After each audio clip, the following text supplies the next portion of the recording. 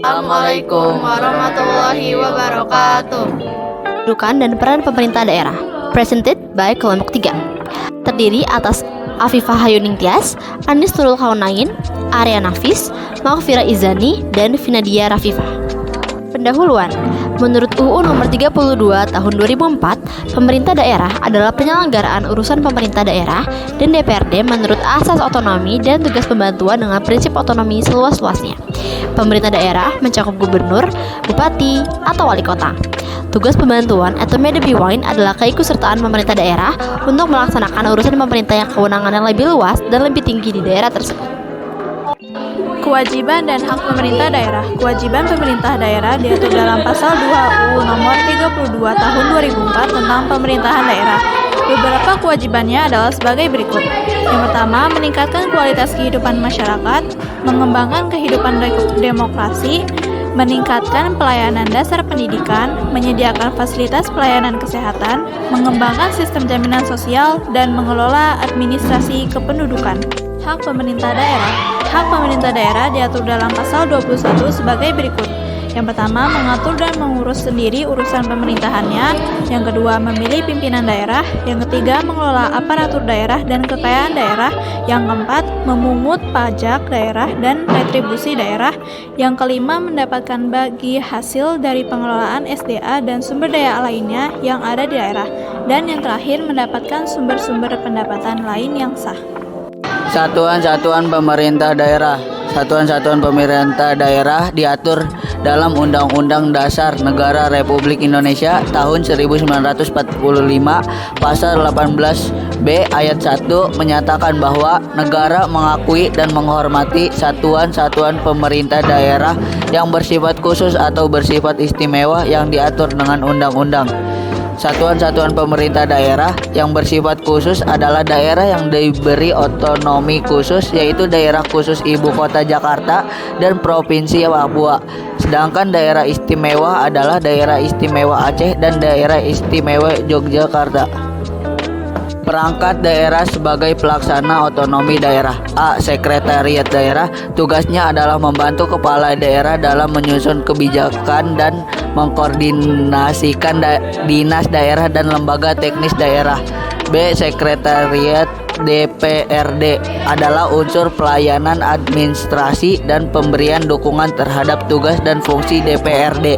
C. Dinas daerah adalah unsur pelaksana otonomi daerah yang dipimpin oleh kepala dinas. D. Lembaga teknis daerah adalah unsur pendukung tugas kepala daerah dalam menyusun dan melaksanakan kebijakan daerah. Dewan Perwakilan Daerah atau DPRD. Dewan Perwakilan Daerah DPRD dibagi menjadi dua. Yang pertama, Dewan Perwakilan Rakyat Daerah Provinsi. Menurut Undang-Undang Nomor 12 Tahun 2003 Pasal 49, anggota DPRD Provinsi berjumlah sekurang-kurangnya 35 orang dan sebanyak-banyaknya 100 orang. Diresmikan dengan keputusan Menteri Dalam Negeri. Masa jabatannya selama 5 tahun dan berakhir bersamaan saat mengucapkan sumpah.